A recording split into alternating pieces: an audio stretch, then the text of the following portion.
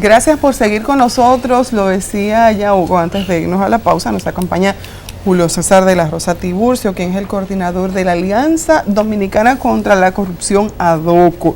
Y yo agradezco mucho que esté aquí, sobre todo, Julio César, por un aspecto que uno siempre le ha estado dando seguimiento y que ha visto cómo se ha quedado dormido. Ya lo decíamos antes de entrar de la pausa.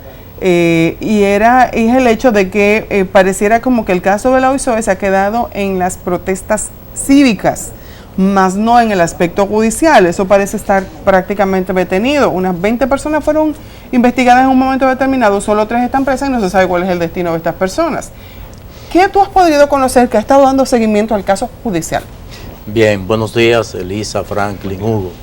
Mira, nosotros hemos evaluado que de manera hábil y naturalmente desde el punto de vista de los intereses que tiene el gobierno de cara a sacar de los medios, porque lamentablemente aquí tenemos que enfocar los casos hacia los medios, porque el sistema de justicia lamentablemente pues nos ha dejado prácticamente sin ningún tipo de respaldo y tenemos que apelar a que los temas se mediaticen como una forma de que la sociedad por lo menos muestre algún interés y haga algún esfuerzo. Pues de cara a ello, pues hábilmente como manejadores del tema mediático, pues el tema ha sido relegado a lo que era una demanda de que lo que acontecía allí, lo que nosotros habíamos calificado como una mafia estructurada, pues se ha quedado mediáticamente en el derecho que tenemos los ciudadanos de protestar.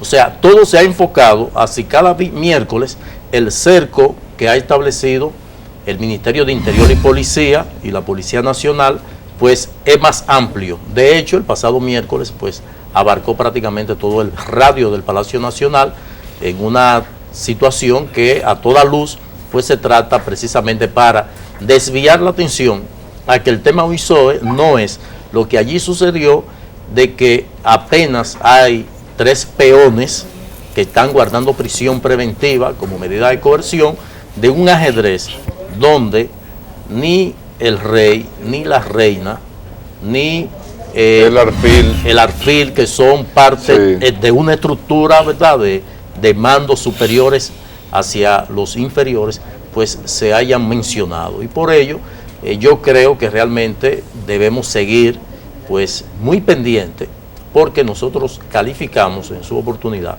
de que apenas se conocía de la OISOE el 10% de lo que allí sucedía, pero con una extensión a lo que es el Ministerio de Educación, que precisamente parte de las grandes actividades que tiene la OISOE, pues es a través de la construcción de aulas. Posiblemente Hugo no tenía ni cédula cuando el caso PEME explotó en el gobierno del doctor Leonel Fernández, Programa Eventual Mínimo de Empleo, donde todo el tigueraje barrial y político, esa fuerza de choque que utilizaban los partidos en la campaña, fue asalariado con la excusa de no matar, sino pagar para no pegar.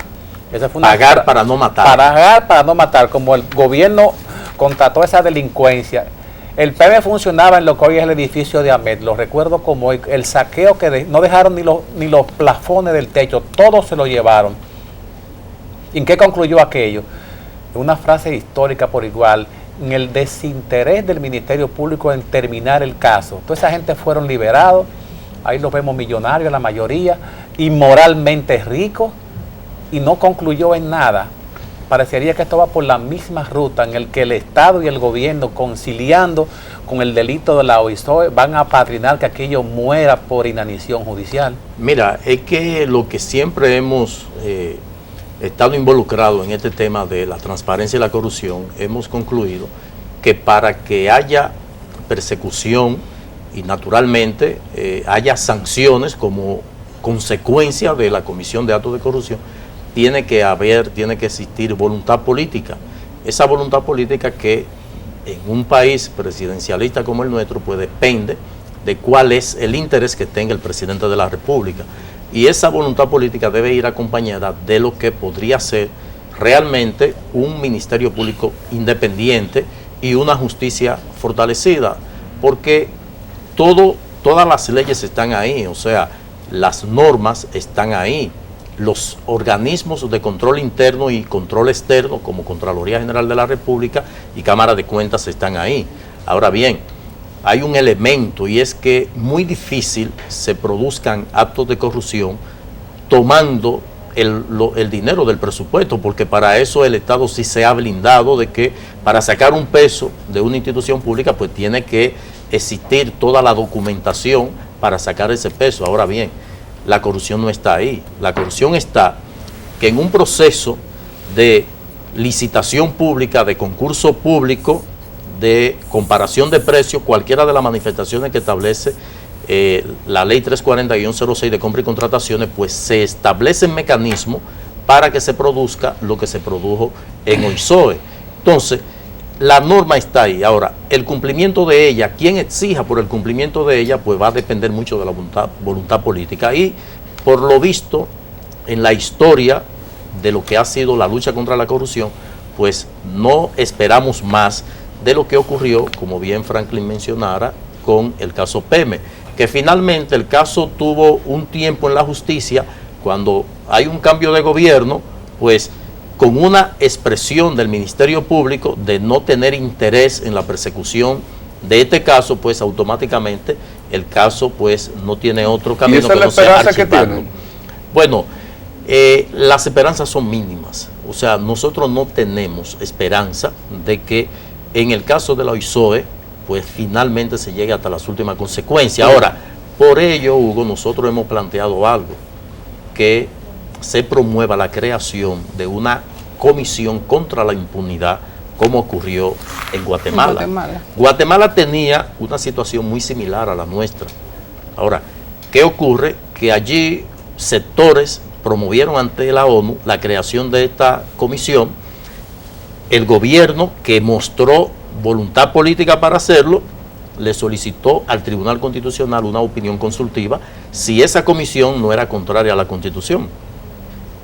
El Tribunal Constitucional dijo... ¿Aquí no lo sería?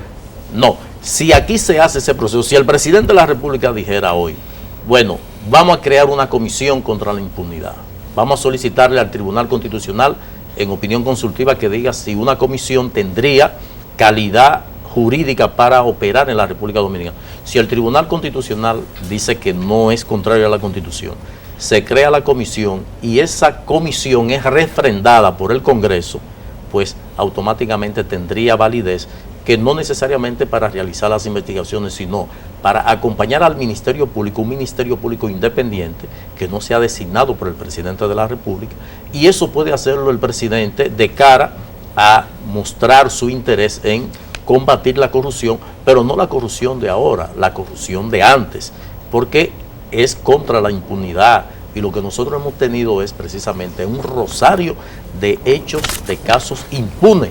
Entonces, cuando yo digo que no tenemos esperanza es por lo que hemos visto. Estamos hablando de un caso donde no se le dio el manejo por parte del Ministerio Público que el caso ameritaba. Fíjate que... El de OISOE. El de OISOE. Pero ahí quiero entonces, o sea, ahora mismo la gente está protestando y como hablamos ahorita, la verdad que el trabajo mediático se ha ido todo, inclusive nosotros aquí mismo hemos enfocado que no dejan protestar.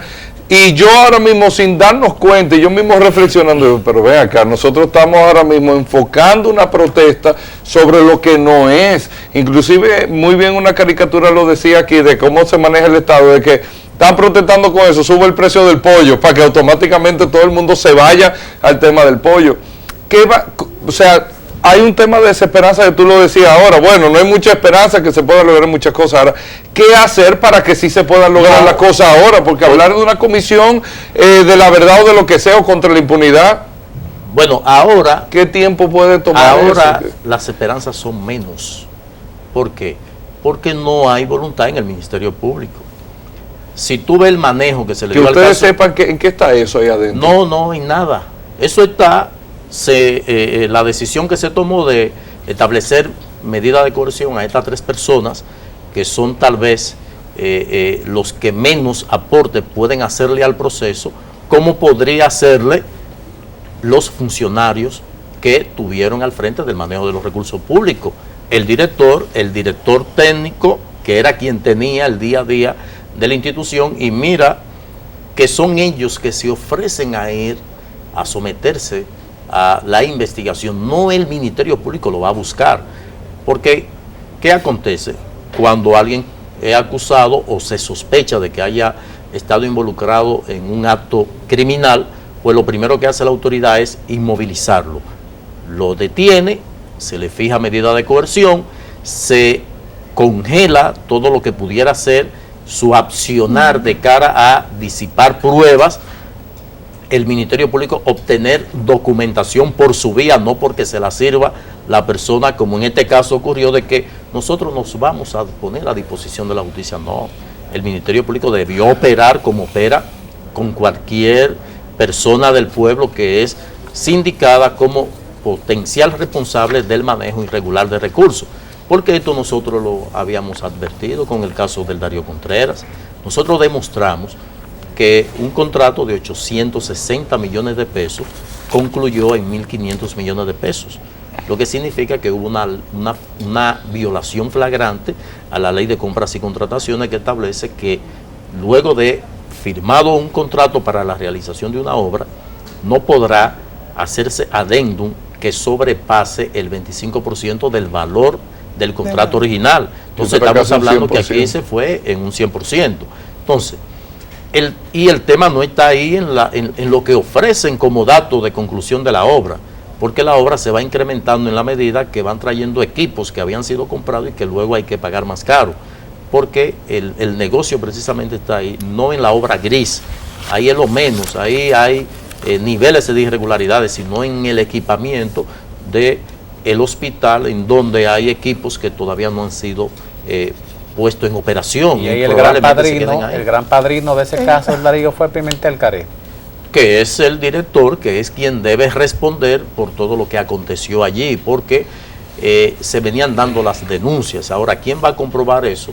El Ministerio Público, a través de una investigación profunda y real, no sesgada con el hecho de pertenecer al mismo partido al que pertenece el Ministerio Público, a quien podría ser eventualmente investigado. Y por eso nosotros recalcamos en que si no hay una independencia del Ministerio Público, que la designación del Ministerio Público no dependa del presidente de la República, que aunque hay supuestamente un Ministerio Público independiente por lo del Estatuto del Ministerio Público, que hay Ministerio Público de carrera, pero muchos de ellos pues han hecho carrera precisamente luego de ser designado como miembro del partido que inició el proceso de la carrera. Entonces es prácticamente una pantomima. La cabeza es política y ya de ahí vamos mal. Has mencionado muchas cosas que son muy interesantes y me parece que ADOCO tiene demasiadas cosas en las que ocuparse. Vemos manejo de dinero fuera de presupuesto, caso ISOE, hay múltiples casos. ¿En qué se está enfocando en estos momentos ADOCO? ¿En qué está puesta la mira de ADOCO? Y de cara a futuro, con unas elecciones que están ahí, ¿cuál es el interés de ADOCO? Mira, nosotros hemos hecho énfasis en lo que es el cumplimiento de una ley que nosotros entendemos que pudiera representar sin dudas pues el pilar de la lucha contra la corrupción, y es la ley 340-06. Una ley que tenía un régimen de consecuencia efectivo cuando se hizo. La ley contemplaba prisión para aquellos que incurrían en violación de la misma. Fue mutilada a raíz de que la ley le habían puesto 2 disposiciones transitorias para entrar en vigor 1 año y 2 años posteriormente. Los Estados Unidos, que fueron quienes promovieron esa ley a raíz de la negociación del DR-CAFTA, que dijo: yo no voy a un tratado de libre comercio donde no hayan reglas claras. Pues promueve esta ley, la ley se supedita a que su entrada en vigencia iba a ser para las compras 1 año después y para las obras 2 años después de entrada en vigor. Entonces ellos detuvieron la entrada en vigor del tratado hasta que se modifica con la ley 449-06, se aprovecha, le quitan los transitorios y le eliminan las sanciones penales. O sea, como La dejan inoperante. se hizo presión para ello, para que quitaran los transitorios y entrara en vigencia de una vez, pues aprovecharon, ya que estaba en el Congreso, y le quitaron los niveles de consecuencia, que era prisión de 3 a 5 años. Pues, sin embargo, esta ley te permite hacer uso de carácter ya administrativo para invalidar cualquier proceso. ¿Y por qué nosotros nos hemos detenido en esta ley? Nosotros tenemos un observatorio de verificar todas las licitaciones llamado a concurso que hacen las instituciones. Llevamos una cronología de ello. Y a través de la ley 200-06 de compras y de libre acceso a la información, pues solicitamos también documentación. Ahora mismo nosotros estamos haciendo un levantamiento sobre los procesos de contrataciones para la construcción, reparación de escuelas, donde en la Dirección de Edificaciones e Infraestructuras Escolares del MINER, del Ministerio de Educación, nosotros hemos encontrado serias y graves irregularidades que advertimos pudieran superar el escándalo de la OISOE. Precisamente de la Rosa Tiburcio, escúchame que le interrumpa, el programa de Nuria de este sábado recién transcurrido, con la precisión quirúrgica mostró pruebas, evidencia, testimonios de gente que ha sido estafado por el Ministerio de Educación con el asunto de la compra de los solares, la edificación escolares, con el almuerzo escolar. Mucha gente que creyó de verdad que iban a ser diferentes las situaciones de las responsabilidades de ese ministerio, y todo parece que va muy mal. Ya no basta más de rumor público, y hay pruebas testimoniales, claro, documentadas, de que eso está pasando. Nosotros tenemos, y se la voy a mostrar, se la voy a explicar. Este ministerio que maneja, pues, cerca de 116.000 millones de pesos, que el Instituto de Bienestar Estudiantil, el INAVIE, que maneja 14.000 millones de pesos, pues en el día de ayer, la Comisión de Veeduría de este ministerio, que tiene 7 miembros, 5 presentaron renuncia, porque dicen que no hay transparencia, no le dan las informaciones a ellos, que aunque una iniciativa valorable lo de la conformación de la veeduría, pero esto lo que ha ido es a ser utilizado para refrendar sin ellos saber lo que están refrendando, porque son personas que se dedican a otra actividad y es poco el tiempo de manera gratuita que tienen que brindarle a esto. O sea, eso es un objeto decorativo en las instituciones, porque los incumbentes hacen lo que ellos entienden. Entonces, en el Ministerio de Educación, nosotros hemos encontrado casos y lo hemos referido al propio ministro como una forma de dejar constancia. Y le voy a citar un caso. En Mao Valverde se decide construir una escuela. Hay una persona que está vendiendo un terreno en 11 millones de pesos. Se le acercan los miembros de la comisión de compra, le ofrecen 9 millones de pesos, pero que le saque 2 millones aparte. A todo esto el señor dice, bueno, yo estoy vendiendo y yo tengo que dar comisión, independientemente de quién sea. Pues cuando hacen el contrato, ya decreto del presidente, el contrato va por 21 millones de pesos. Cuando van donde el señor le dice, ok, yo se lo firmo. Ahora, en los 11 que yo le estaba vendiendo originalmente y que le iba a dar 2 millones a ustedes, bueno, cojan los 10 y déjenme los 11. No quisieron, echaron el negocio para atrás. Eso yo lo tenemos nosotros y se lo comunicamos al ministro. El doble. Pero no solo eso, aquí se han hecho escuelas en lugares donde no hay estudiantes, con una infraestructura, cuando en el término figurado, una infraestructura que tal vez una escuela de 4 aulas, pues resolvía el problema, te la han hecho de 24. Ahora, aquí han comprado solares en lugares que el gobierno tiene la ventaja que puede perfectamente, por decreto, no por ley, declarar de utilidad pública un predio y pagarlo a su propietario conforme lo que establece la tasación del Catastro Nacional. O sea, que no hay necesidad del gobierno, ante un interés común, un interés social de construir una escuela, de negociarlo. Con la declaración de utilidad pública y pagarle el justo precio que establece la tasa el avalúo de Catastro Nacional, usted puede resolver el problema. O sea, no tiene por qué salir a negociar, hacer negocio de esa naturaleza, en donde se puede verificar que un solar, un terreno que no tiene el valor que el gobierno ha pagado, pues se paga porque eso constituye un beneficio. Entonces, en este tema, que Nuria perfectamente hace días se le viene dando seguimiento cuando verifica y presenta a la opinión pública que una ingeniera pues ha obtenido una serie de contratos a través de este ministerio, a través de la Dirección de Infraestructura Escolar, pues eso a toda luz evidencia de que hay el interés de favorecer a alguien. Pues uno comienza a indagar y uno ve lo que no ven las autoridades, ni el DNI, ni las autoridades del Ministerio Público, donde una persona que está al frente de una dirección tan compleja como ella, pues exhiba un progreso que, si tomamos como referencia cuál fue su declaración jurada, pues evidentemente que no se corresponde. ¿Qué van a hacer ustedes con esas pruebas? Bueno, estamos haciendo las compilaciones del lugar y en su momento, aunque las esperanzas no son muchas, pero es el único mecanismo que tenemos de llevarla al Ministerio Público. ¿Cómo cuántos casos han podido documentar, más o menos? Justamente en la mañana de hoy vamos a formular una solicitud de informaciones referente a una serie de informaciones oficiosas que nos han llegado, porque a uno le llegan informaciones oficiosas. Ahora, tenemos que buscar las informaciones oficiales. Entonces, ¿qué nos llama la atención? El director de esta dependencia del Ministerio de Educación, que tiene categoría de dirección general prácticamente, de nombre Omar Guevara, presenta renuncia a la posición de que para dedicarse a las actividades proselitistas de cara a lograr la repostulación del presidente de la República, pues deja el cargo.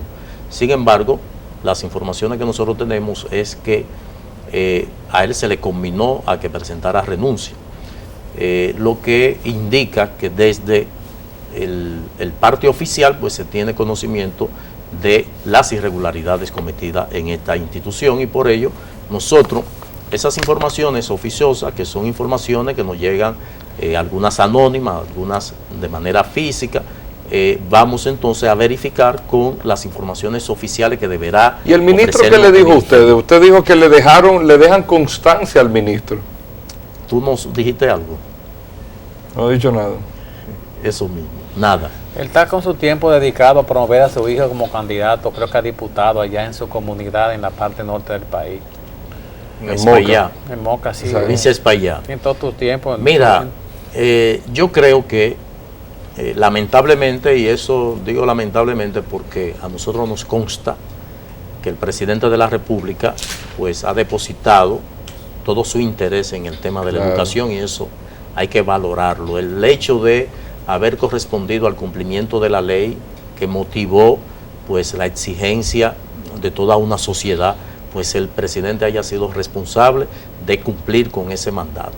Los recursos están ahí. Ahora, el problema es que quienes han estado al frente del manejo de estos recursos como que tienen otra orientación, otro interés. Pero y se ha aprovechado ese elemento. No hay consecuencias, lo hablamos. El régimen de consecuencia no existe.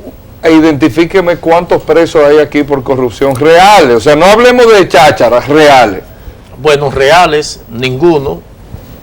Hay un caso que es el único que exhibe el Ministerio Público como caso de corrupción, que fue un caso de un exdirector de... ¿El de Víctor Tió?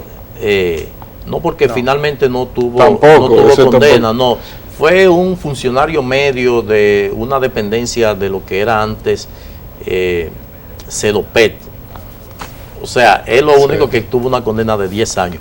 Pero después, en lo que es la historia de la corrupción en la República Dominicana, la participación y no pasa ciudadana publicó un libro en donde, aparte de lo que fueron las condenas al caso de un elemento de corrupción pública y privada, porque lamentablemente solamente pagaron la consecuencia el sector privado, que es el caso de Baninter, no así los que acompañaron en ese entramado de corrupción, que tuvieron al frente de las instituciones reguladoras que debieron observar y cumplir su papel. Claro.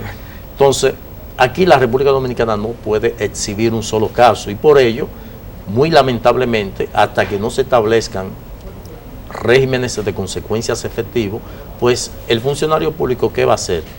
Va a ir a la institución, va a alzarse con los recursos que pueda esto proveerle, sin ningún tipo de temor, con su familia, en términos morales, pues lo justifica diciendo que es persecución política. Porque la ventaja que tiene es precisamente eso, que el funcionario, al momento de ser cuestionado hasta por sus padres, por los hijos o la esposa, de serlo, porque tampoco por él, las condiciones de vida a las que somete a la familia, pues esto evidentemente que se benefician de la misma, no van a cuestionar al papá que está resolviendo los problemas. No? Si alguien le cuestiona, dice, no, eso es persecución política, o sea que tiene también a su favor lo que podría ser el cuestionamiento moral, que es todo lo contrario de algunas sociedades, que una persona cuestionada por caso de corrupción, cuando llega a un lugar público, pues la gente se para y se va. Como no hubo consecuencia en la ocasión del Baninter con la superintendencia de banco, hizo metástasis ahora con el Banco Caribe y sucedió lo mismo con Banco Peravia. Con el Banco Peravia pasó lo mismo y esos funcionarios del sistema bancario salieron ilesos y se fueron para su casa y no pasó nada. Porque precisamente entidades archivaron los expedientes y los informes internos de que iba mal, de que había delito, que había un mal uso de los fondos. Ellos sabían naturalmente la vinculación con sectores oficiales, sí, que salieron a relucir luego, y sobre todo el papel de control que deben desempeñar las entidades reguladoras es precisamente para evitar que se produzcan situaciones como ella. Entonces, si la responsabilidad penal se establece tanto por comisión como por omisión. Si usted tiene la responsabilidad de supervisar, de fiscalizar una entidad financiera, como en el caso del Banco Peravia, y no lo hace, pues usted incurre en una responsabilidad por omisión. Entonces debe recibir una sanción similar como con aquel que la comete. Entonces es una situación que indica que la falta de voluntad tendrá necesariamente siempre en la República Dominicana que imponerse en lo que podría ser las consecuencias que debería recaer contra aquellos que depredan la cosa pública. Y reitero que los casos no necesariamente tengan que ser como resultado de obtener los recursos, de sacar los recursos de la institución, porque eso es muy difícil. Ahora, los mecanismos, los entramados que se dan por fuera, como hacer un proceso de licitación, gana la empresa, se le otorga el contrato y que ésta, al cabo de un tiempo, abandone el contrato y se le tenga que dar al que quedó segundo o tercero, como ocurre en muchos casos, o que se le quite la obra, se rescinde el contrato a uno y bajo un esquema que se ha en la República Dominicana, porque la ley de compras y contrataciones así lo contempla, pero que se ha hecho popular para favorecer a personas interesadas, que es el caso de que ya tenemos conocimiento, cuando se realiza el pliego de condiciones, pues usted lo dirige a la empresa específica. En el caso de los vehículos, yo en una ocasión lo expliqué. Sí. Una institución quiere 10 vehículos todoterreno de la marca tal, solicita una cotización de esa marca con las especificaciones del vehículo, le quitan la marca, cuando someten en el pliego de condiciones que requieren 10 vehículos todoterreno con esta característica, que los otros concesionarios ven y dicen, pero es que solamente hay un importador, esta característica solamente la tiene tal vehículo. Sí. Entonces ya tú estás cumpliendo con la ley. Sin embargo, está beneficiando a alguien, pero cuando se dan cuenta de ello, ya después que hay, claro, pues una práctica muy recurrente. Entonces ya todo eso uno puede advertirlo y las autoridades lo saben. Ahora, es la única forma que tienen los políticos de pagar los favores de aportes a su campaña que hacen los empresarios. Entonces, hasta que no haya una ley de partidos políticos, una ley de procesos electorales que le dé capacidad a la Junta Central Electoral, que es un órgano por su conformación que puede ser independiente a partir de que tiene un periodo determinado y que en ese periodo no podrían ser destituidos a menos que cometan faltas graves, y que esa ley de partido político establezca, primero, transparencia en la financiación de los partidos por parte del sector privado, que tenga tope. Es decir, no, usted como empresario, usted no puede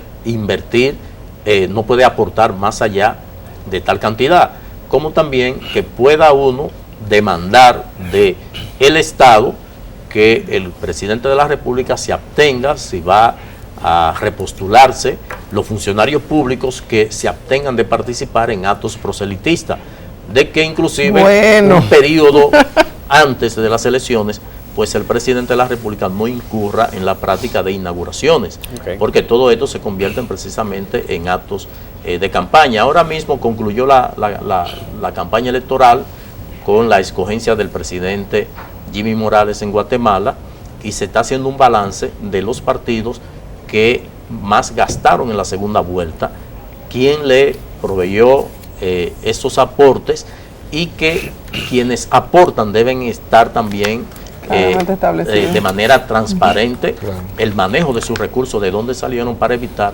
que sean utilizados recursos provenientes del crimen organizado. Yo lo escucho hablar, y por ejemplo, yo que estuve en La Vega en este fin de semana, se estaba organizando la proclamación de Euclides Sánchez. Sí, un senador y candidato a senador. Yo veía hasta la MED trabajando, montando andamio. Eso lo vi yo en el fin de semana. Lo que están preguntando los nombres de los superintendentes, que vayan a la galería de superintendente de banco para que lo vean de risa en fotos a colores, en vez de estar retratado en el Código Penal allí en los prontuarios de Najayo, hombre. Muchísimas gracias por haber estado con nosotros.